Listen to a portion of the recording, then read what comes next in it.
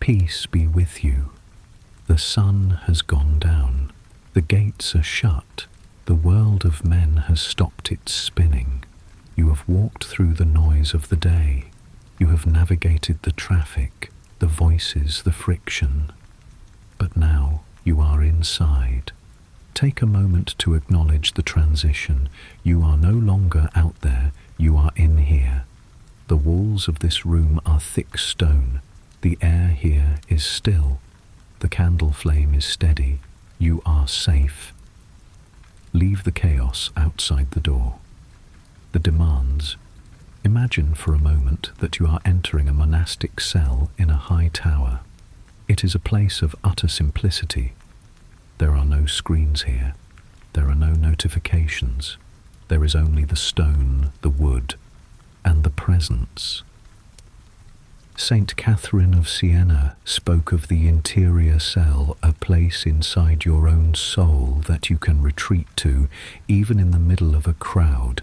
But tonight, you do not need to fight the crowd. You have the luxury of actual silence. Drink it in. Let the silence fill your lungs like cool, clean air. Feel the weight of the day lifting off your shoulders.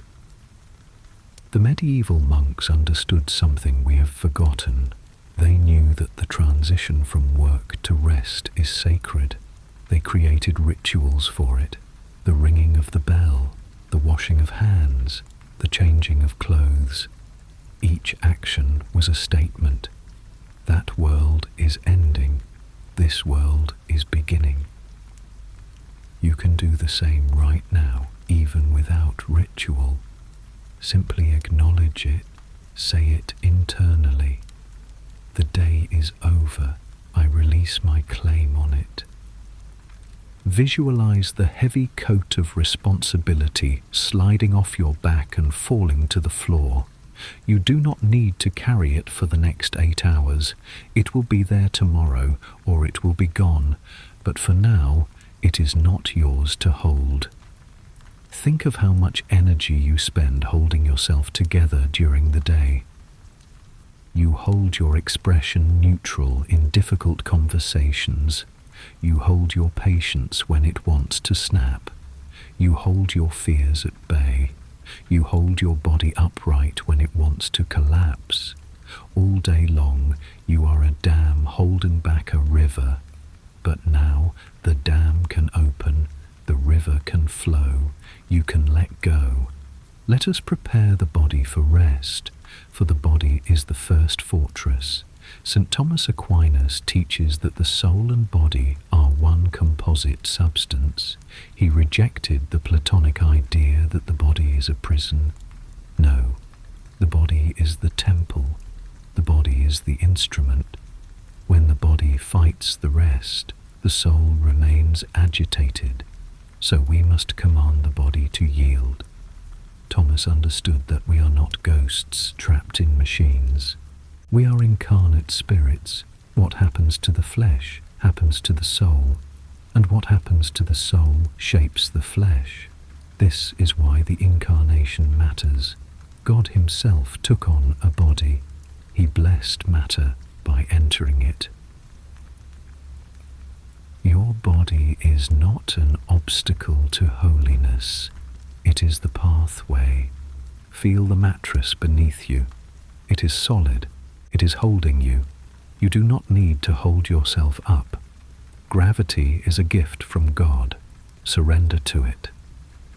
Think about gravity for a moment. It is invisible, constant, and utterly reliable. You have never had to worry that gravity would stop working. It has held you every second of your life. Even when you were falling, gravity was consistent.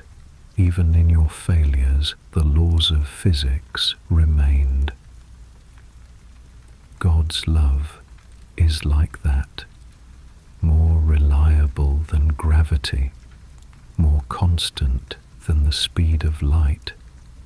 Scan your body now from the crown of your head to the soles of your feet. Release the tension in your jaw. Let it drop. How long have you been clenching? Hours, days, years. Let it go. You do not need to bite down on life anymore tonight. Release the muscles behind your eyes. They have seen enough today. Let them go dark. Think of how much your eyes have processed. Screens, faces, traffic lights, texts. They are tired. Let them rest. Let the darkness be a balm. Release the tongue from the roof of your mouth. Release the shoulders. Let them sink into the bed, heavy and warm. Your shoulders carry invisible weight, the weight of expectations, the weight of duty. But for now, let the bed carry you. Let the earth hold you. Imagine the tension draining out of your fingertips and your toes flowing away like water. See it running off you like rain off a roof. See it disappearing into the ground. The earth can absorb it. You do not need to. Tonight we are going to speak of the Custodia Angelorum, the guardianship of angels. We are going to lay down the heavy burden of watching out for yourself. You spend all day vigilant, checking the locks, checking the bank account, checking the future. Your mind acts like a radar, constantly scanning the horizon for threats. It is exhausting. The modern world has made us all into sentries. We are always on duty, always monitoring. We check our phones like soldiers checking the perimeter. We scroll through news like watchmen scanning for smoke on the horizon.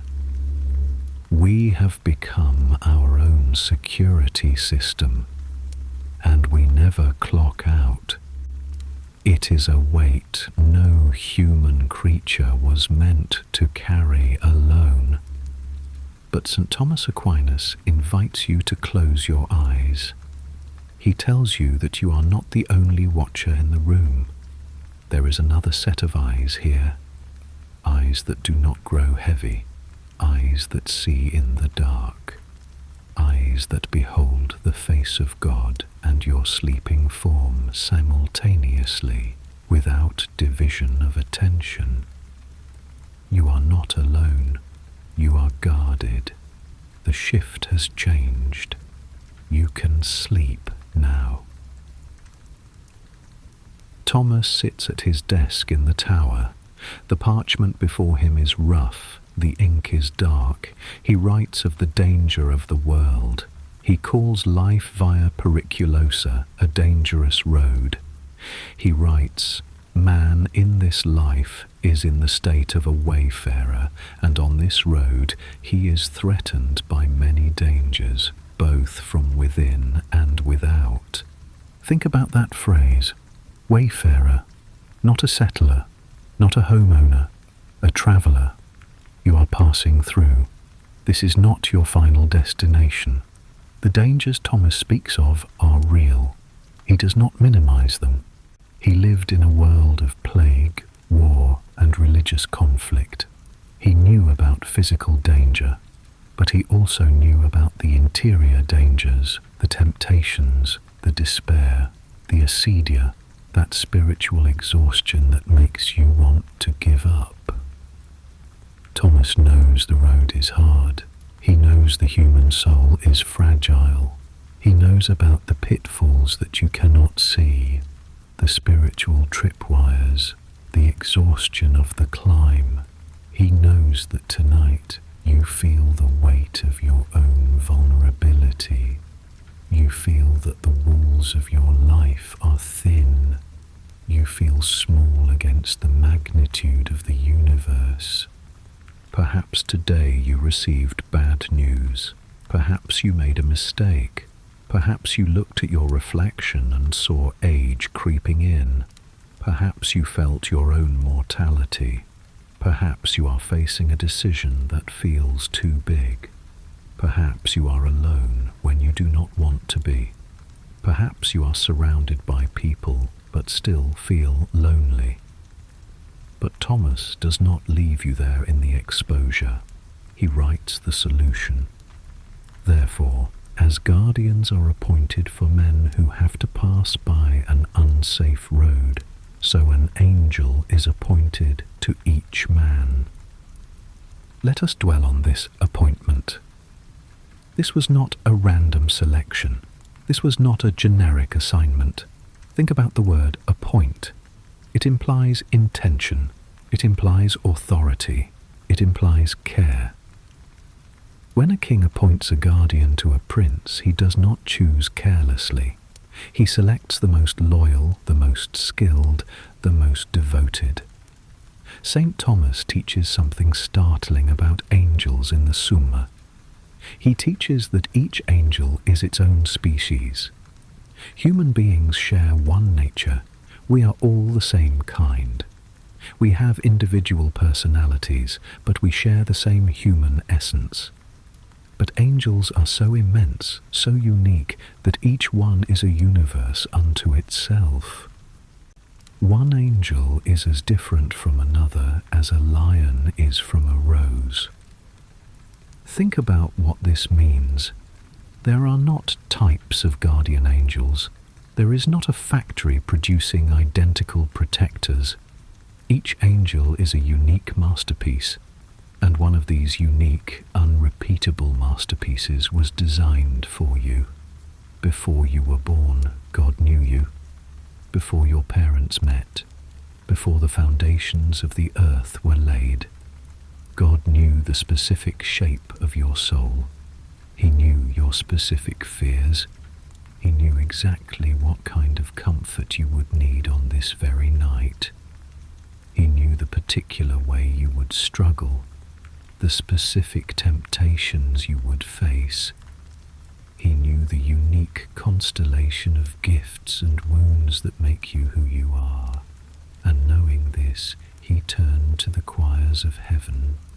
He looked upon the billions of angels, beings of pure intellect woven from light and fire, and he selected one specific angel, created solely for the glory of God, but assigned solely to the care of you. Imagine that moment. Imagine the angel receiving the assignment. This one, God says, this human, this soul, I entrust them to you. And the angel, who has never failed, who has never wavered, accepts the mission with perfect joy. Think of the dignity of this. You are not guarding yourself.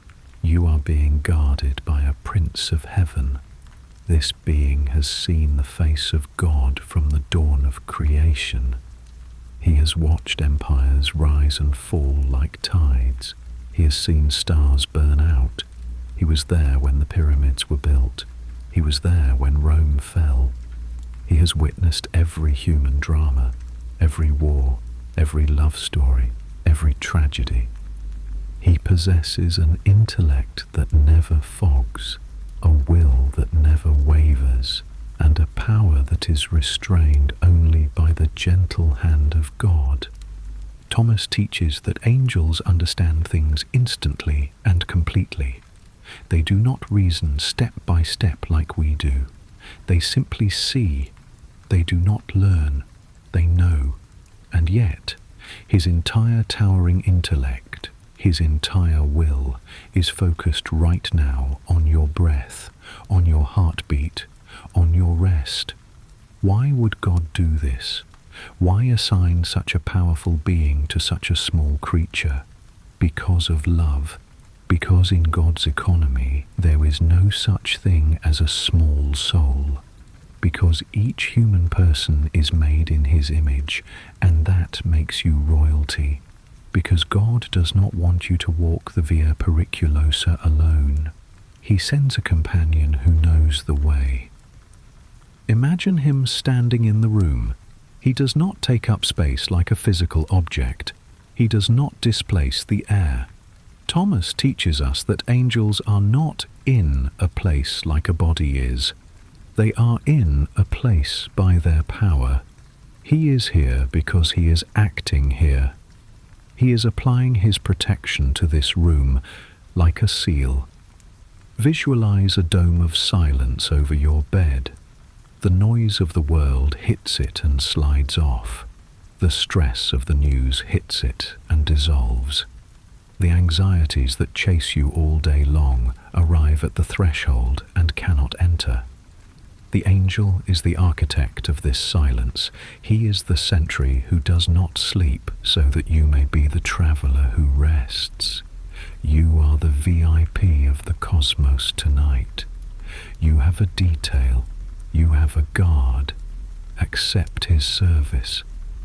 But the anxiety whispers to you in the dark. What if I have failed? What if I am not worthy of protection? What if I have sinned? Does the angel leave? You replay the mistakes of the day, the harsh words spoken, the patience lost, the duties neglected. You remember the moment you snapped at someone you love. You remember the task you procrastinated on. You remember the prayer you forgot to say. You remember the small unkindness, the petty thought, the judgment you made. You feel that you have pushed God away. You feel that you are too messy to be guarded by something so pure. Surely, you think, the angel is disgusted. Surely he has grown weary of your repeated failures. Surely he has requested a transfer to a better soul, a holier person, someone who deserves him. Thomas dips his quill again. The scratch on the parchment is the only sound in the universe. He writes, Question 113, Article 6, whether the angel ever forsakes a man. It is a fearful question. It is the question of the child left alone in the dark. It is the question we are all afraid to ask but cannot stop asking. But Thomas answers with a thunderous, comforting no. He writes, The guardianship of angels is not withdrawn strictly speaking. Man is never entirely abandoned. Never. Let that word sink into the mattress. Never. Even when you are angry, even when you are grieving, even when you have made a mess of everything, even when you have turned your back on God, even when you have forgotten him entirely, even when you are numb, even when you are bitter, even when you are lost, the guardian does not leave. Thomas explains that the angel's guardianship flows from divine providence, not from human merit. You did not earn this protection. You cannot lose it by failing. Consider the nature of God's providence. St. Thomas teaches that God is the primary cause of everything, but he loves to use secondary causes. He loves to let his creatures participate in his work. He could protect you directly, and he does, but he chooses to route that protection through the angel. It is a chain of love. God loves the angel, and the angel loves you with God's love. This chain cannot be broken by your bad mood. It cannot be broken by your fatigue. It cannot be broken by your sin. Why? Because you are not guarded by your goodness. You are guarded by God's command, and God's command is irrevocable. Think of a mother with a newborn. The baby cannot speak. The baby cannot earn the mother's love. The baby sometimes screams all night. The baby makes messes. The baby is completely helpless. Does the mother leave? Does she say, "This baby has not earned my care today"? No. The bond is deeper than performance. The bond is ontological. It exists because the baby exists. Your guardian is bound to you by something stronger than your behavior. He is bound to you by the will of God, and that will does not waver. The angel sees you not just as you are, but as you were meant to be. Thomas teaches that the angel is a witness. Not a witness who judges like a courtroom prosecutor, but a witness who understands like a wise doctor. He sees your struggle. He sees the hidden fear that makes you controlling. He sees the wounds you cover up with busyness. He does not look away in disgust. He looks closer with compassion. He knows that you are wayfaring. He knows you are not home yet. And a guide does not abandon the traveller just because the traveller trips. The guide stops. The guide waits. The guide offers a hand. Think of the disciples on the road to Emmaus. They were confused. They were doubting. They had just witnessed the crucifixion. Their faith was shattered. And what did Jesus do? Did he abandon them for their weakness? No.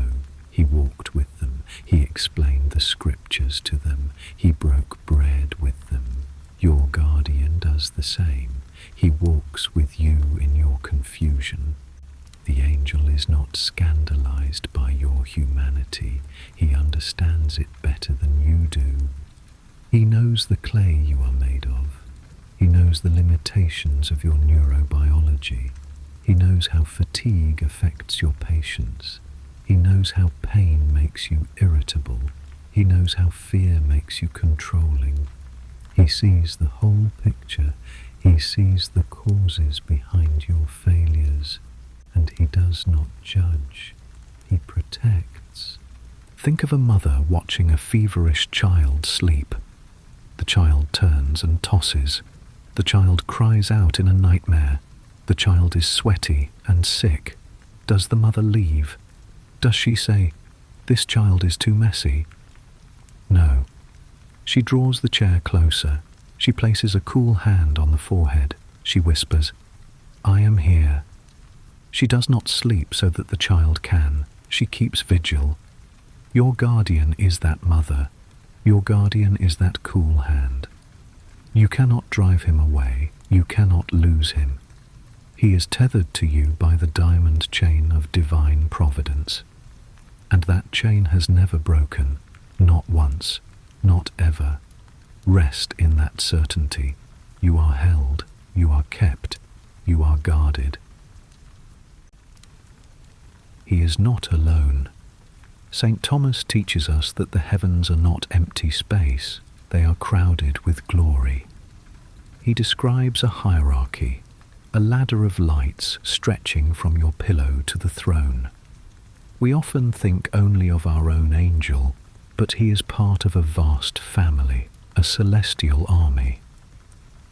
The medieval theologians loved order. They loved structure. They saw the universe as a great symphony. And in this symphony, the angels are the musicians. Each choir plays a different note. Let us climb this ladder now, slowly, rung by rung, leaving the earth behind. As we ascend, feel yourself becoming lighter. The concerns of earth grow smaller. The first sphere, the angels. These are the guardians of the individual. Imagine them as a sea of lights covering the globe, millions of sparks in the darkness, one standing by every bed, one standing by every cradle, one standing by the hospital beds, one standing by the soldiers, one standing by the prisoner in his cell, one standing by the widow in her grief, one standing by the child having a nightmare, one standing by the addict fighting temptation. Feel the collective safety of the human race. We are all being watched. We are all being held. Right now, across the earth, billions of humans are sleeping and billions of angels are keeping watch. It is the greatest vigil in history. It happens every single night. You are part of a great protected flock. You do not have to be the shepherd. You are the sheep, and the shepherd has delegated his care through these faithful servants. The second sphere, the archangels, Gabriel, Michael, Raphael. These are the messengers of great things. Visualize them standing on the horizon of history. They are taller, brighter. They hold trumpets of silver. They announce the turns of the age. They do not whisper, they proclaim. Gabriel announced the incarnation. His voice shook the foundations of history. Michael cast down the dragon. His sword is drawn even now. Raphael guided Tobias on his journey. He walks with all who travel dangerous roads. But tonight, their proclamation is peace. They stand guard over the church, over the truth. They ensure that the story of the world ends well. You do not need to worry about the ending. The archangels have secured it. The final chapter is already written, and it is a chapter of victory. Whatever chaos you see in the news, whatever darkness seems to be advancing, the archangels are still standing, and they have not moved. The third sphere, the principalities, the guardians of nations, the watchers of cities. Visualize them hovering over the maps of the world. They order the affairs of the collective. They guide the flow of history like a shepherd guides a flock through a canyon. They ensure that despite the chaos of politics, the will of God prevails. The city you live in has a guardian. The street you live on has a watcher. Think about that. Your neighborhood is not random. Your city is not unguarded. There is an angel assigned to it, watching over its people, guiding its destiny.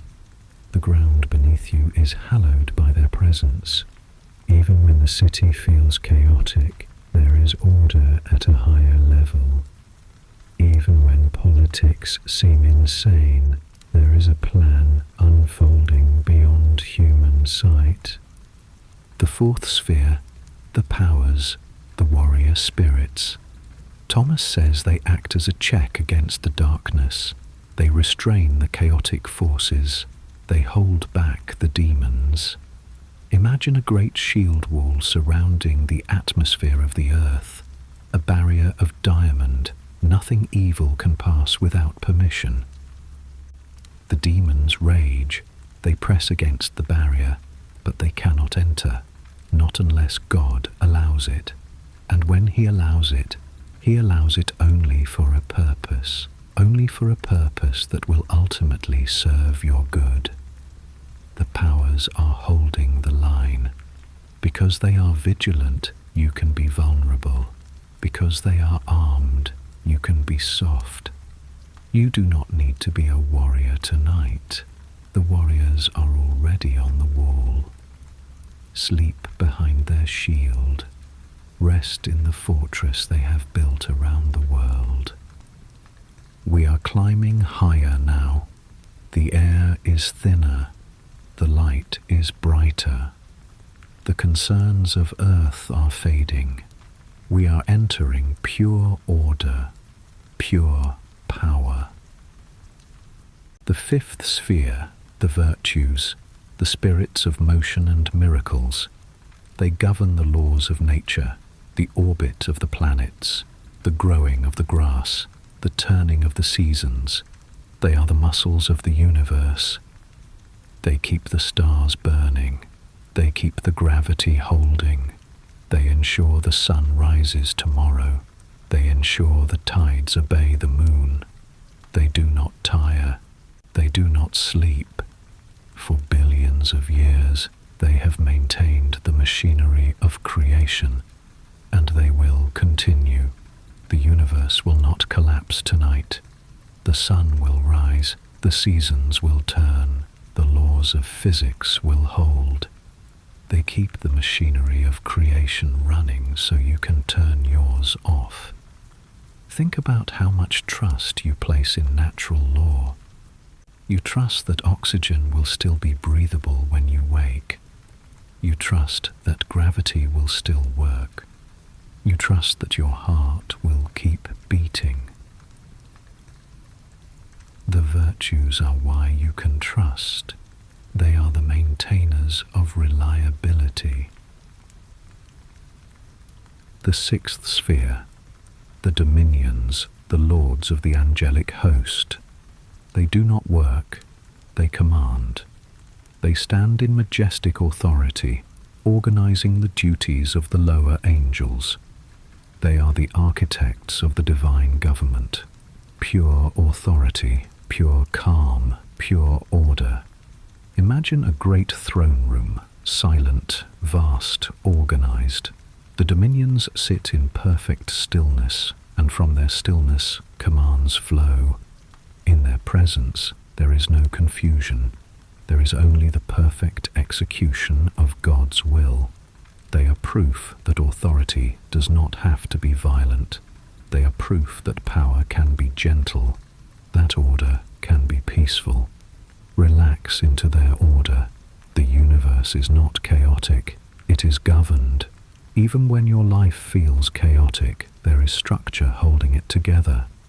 Even when you feel out of control, the dominions are organizing your days. The seventh sphere, the thrones, the seats of God. We are near the center now. The light is gold and heavy. Thomas says they are called thrones because God sits upon them. They are so still, so submissive, so open to the divine will that they act as the very chair of the Almighty. They do not move, they hold the presence of God. Imagine a stone seat carved from light, unmoving, eternal. The thrones have not wavered since the beginning of time. They are the peace at the center of the storm. While everything else spins and changes and moves, they remain. They are the axis, the center, the still point.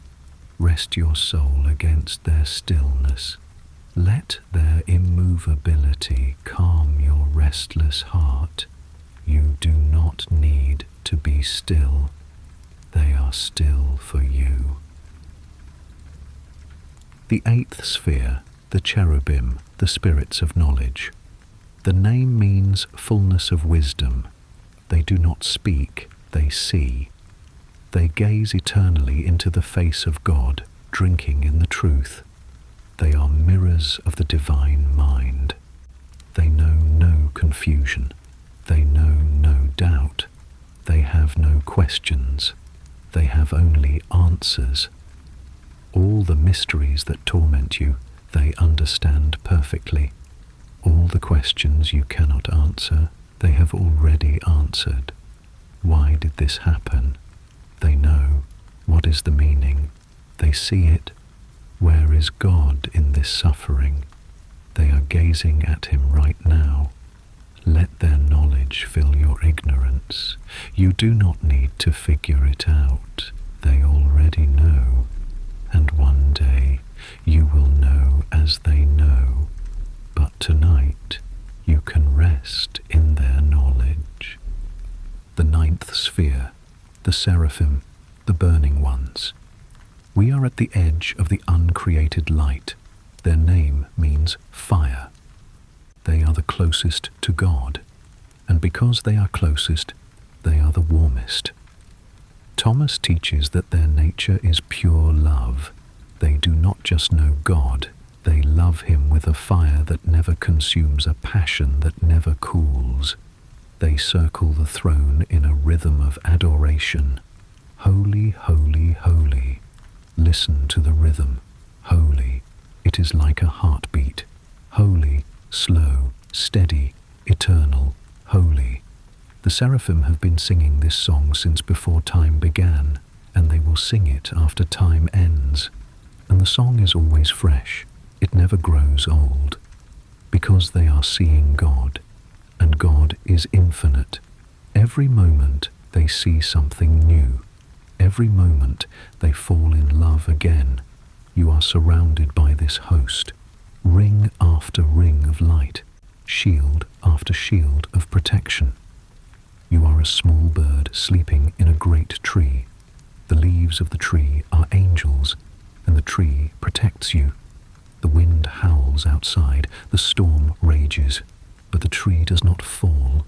The roots go deep, the trunk is strong, and you are safe in the branches. Thomas turns a page in the Summa. He considers the vulnerability of sleep.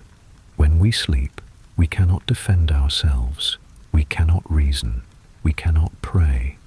We are open to the chaos of dreams, the night terrors, the ancient fears that rise up when the conscious mind is offline.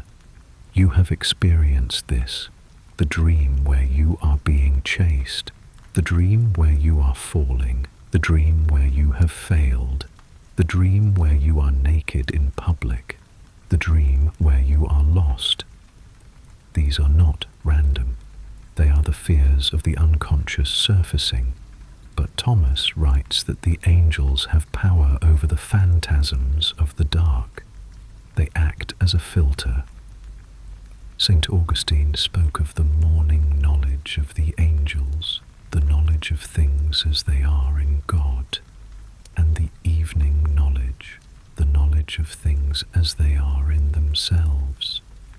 Your guardian possesses both. He knows the reality of the daylight even while you are in the dark. He brings the morning into your evening. He knows which dreams are worth attending to and which are just noise. He knows which fears are real warnings and which are just shadows. Imagine your guardian standing at the head of your bed. He holds a shield made of something clearer than glass, but harder than diamond. This is the scutum veritatis, the shield of truth. As you sleep, the chaotic images of the world try to enter your mind. The worries about money, the replay of an awkward conversation, the fear of the future, the shame of past mistakes, the anxiety about health, the dread of aging. They fly toward you like dark moths, but they hit the shield. They cannot pass. The angel deflects them. He does not let them take root in your dreams. He stands between you and the chaos. He filters the darkness, allowing only the light of rest to touch your eyelids. You may still dream tonight, but the dreams will not destroy you. Even if they are difficult, they will serve a purpose. The angel will ensure it. There is another task the angel performs while you sleep. He remembers what you forget. You lie there thinking of your failures. You think, I did not do enough today. I was not patient enough. I was not holy enough. I was not enough. Your memory is biased. It holds onto the bad and drops the good. This is a feature of human psychology. We remember criticism, we forget praise. We remember the mistake, we forget the 100 times we got it right. But the angel's memory is perfect, and he is the keeper of the record. Thomas teaches that the angels minister to us, they serve us. One of their services is to hold our goodness when we cannot hold it ourselves. Think of the Archangel Raphael in the book of Tobit. He said, I offered your prayer to the Lord. He gathered the prayers like incense, and your angel does the same for you. The angel remembers the small prayer you said in the car, the one you whispered while washing dishes, the one you breathed while stuck in traffic. He remembers the moment you held your tongue when you wanted to shout. He remembers the patience you showed when you were exhausted. He remembers the kindness you showed to a stranger years ago, the small act that you forgot within hours, but that changed someone's day. He remembers the hidden sacrifices that no other human saw. The moment you chose the good when no one was watching. The moment you resisted temptation alone in your room. The moment moment you forgave when you had every right to hold a grudge. He gathers these moments like diamonds scattered in the dust. He holds them, he preserves them, he presents them to God while you sleep. While you sleep, your case is being pleaded by a prince of court. You do not need to defend yourself. You do not need to justify your existence. The witness is speaking for you, and his testimony is accepted. Imagine a courtroom in heaven. You are not there, you are sleeping, but the angel is standing before a throne. He is showing God the record, the true record, the complete record. Not just your failures, not just your sins, but the whole truth. The intention behind the mistake, the pain that caused the anger, the wound that made you defensive, the fear that made you controlling. He presents the context. He presents the whole story.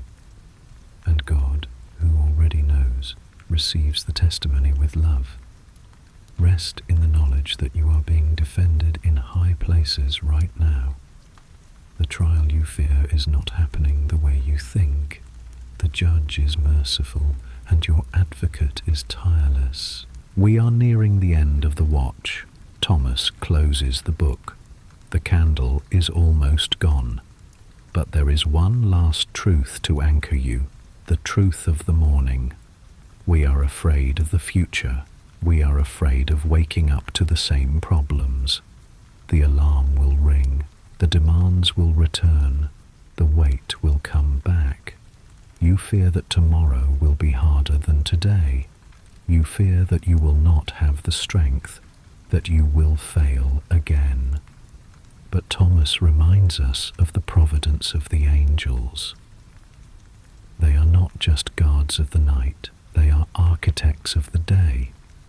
They are ministers of the divine government, and government implies planning. While you sleep, your guardian is already preparing your tomorrow. He is already moving ahead of you into the next day. He is smoothing the path. Think about this. While you rest, he is working. He is ordering the coincidences. He is preparing the strength you will need for the challenges you haven't seen yet. He is whispering to the hearts of the people you will meet tomorrow, preparing them to receive you. He is arranging the small graces, the parking space that opens up, the encouraging text that arrives at the right moment, the delay that saves you from an accident you never knew about, the conversation that happens by chance but is actually orchestrated. Your angel is the master of holy coincidence. Think of the arrow flying through the dark. You are the arrow. You think you are flying blind, but the angel is the wind that carries you. He adjusts your trajectory. He ensures you hit the target even when you cannot see it. He ensures that when you wake, you will not be empty. You will be refilled. Sleep is not just a pause, it is a refueling. The angel is tending to the fire of your soul, adding wood while you are unconscious, so that when you open your eyes, the flame will be burning. Your body is healing right now. Your neurons are consolidating memories. Your immune system is strengthening. Your muscles are repairing. But more than that, your soul is being restored. The grace you exhausted today is being replenished. The patience you lost is being restored. The joy that leaked out is being poured back in. You do not need to worry about tomorrow's energy. It is being stockpiled for you right now. The manna will be on the ground when you wake up. God told the Israelites, "Do not store up manna, do not hoard it, take only what you need for today, because tomorrow there will be more. Tomorrow the ground will be covered again." This is how grace works. This is how strength works. You cannot stockpile it. You cannot save it up. But you can trust that it will be there when you need it. And the angel is the distributor of that grace. The night is deep now. The world has completely faded. There is no past. There is no future. There is only this room, this bed, this safety. The angel stands at his post. He does not tire. He does not waver. He looks at you with a gaze that has seen the beatific vision. And he sees Christ in you. Because you are baptized, you carry the mark of the King, and the angel honors the mark. Even if you do not feel holy, even if you feel broken and small, the angel sees the image of God stamped on your soul, and he bows before that image, not because of who you are, but because of whose you are. You belong to God, and that makes you royalty. Think of the angels who attended Christ in the desert. After he was tempted, after he was exhausted, they came and ministered to him. Your angel does the same for you. He sees you as a member of Christ's body, and what he does for you, he does for Christ. This is the mystery Thomas teaches, the dignity of the human person. You are not just a creature, you are an adopted child of God. You are a temple of the Holy Spirit. You are a brother or sister of Christ.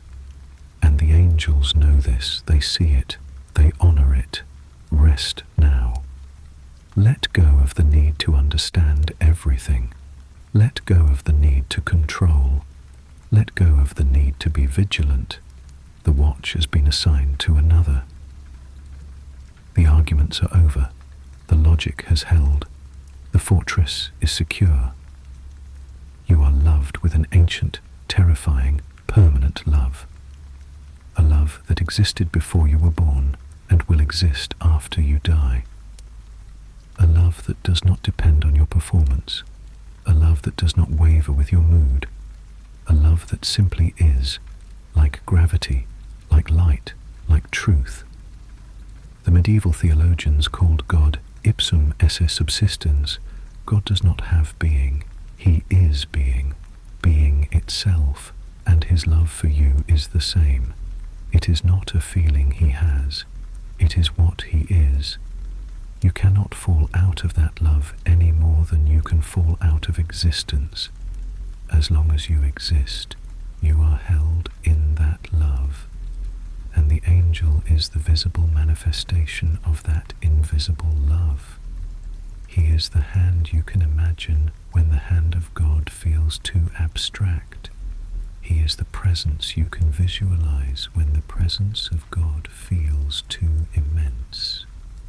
Let us say the old prayer now, the prayer that children have said for centuries, the prayer that has comforted millions of souls on dark nights. Say it slowly. Let each word sink in. Angel of God, my guardian dear, to whom God's love commits me here ever this night, be at my side to light and guard, to rule and guide. Light. He brings light into your darkness, not the harsh light of interrogation, but the gentle light of a candle, just enough to see by, just enough to feel safe. Guard. He protects you from threats you never see, from accidents that almost happen, from temptations that would destroy you, from despair that would consume you. Rule, not as a tyrant, but as a steward. He orders your life with gentle authority. He arranges the circumstances. He manages the timing. He orchestrates the grace. Guide. He shows you the way when you are lost. He whispers the truth when you are confused. He leads you home when you have wandered. These 4 tasks: light, guard, rule, guide. He is doing all 4 right now. He is lighting the darkness of your room. He is guarding the threshold of your sleep. He is ruling the chaos that would disturb you. He is guiding you into deep rest. Trust him. Surrender to his care. You have fought enough today. You have carried enough. You have worried enough. It is time to let go. Imagine your hands unclenching. Imagine your shoulders dropping. Imagine your breath slowing, deepening, becoming steady. You are sinking now, sinking into the mattress, sinking into the darkness. But it is not a frightening darkness. It is the darkness of the womb, the darkness of safety, the darkness before the dawn. The angel is with you in the darkness. He does not need light to see. He sees you perfectly, and he sees that you are good, not perfect, but good, beloved, worth guarding. The last thought before sleep should not be worry. It should not be regret. It should not be fear. Let the last thought be gratitude. Thank you. Thank you for this bed. Thank you for this room. Thank you for this safety. Thank you for the angel I cannot see but who sees me. Thank you for the protection I did not earn but am given anyway. Thank you for the love that does not fail. Good night, weary traveller. You have walked far today. The road was hard, but you made it, and tomorrow you will walk again. But tonight you rest. The angel keeps watch. God holds you in his hand, and all is well. All manner of things are well. Good night, good night, good night. In the silence that follows, there is only breath, only stillness, only the steady presence of the guardian who does not sleep. The tower is quiet, the candle has gone out, but the darkness is not empty. It is full of invisible light, full of holy watching, full of ancient love, and you, small and safe, sleep in the hollow of God's hand.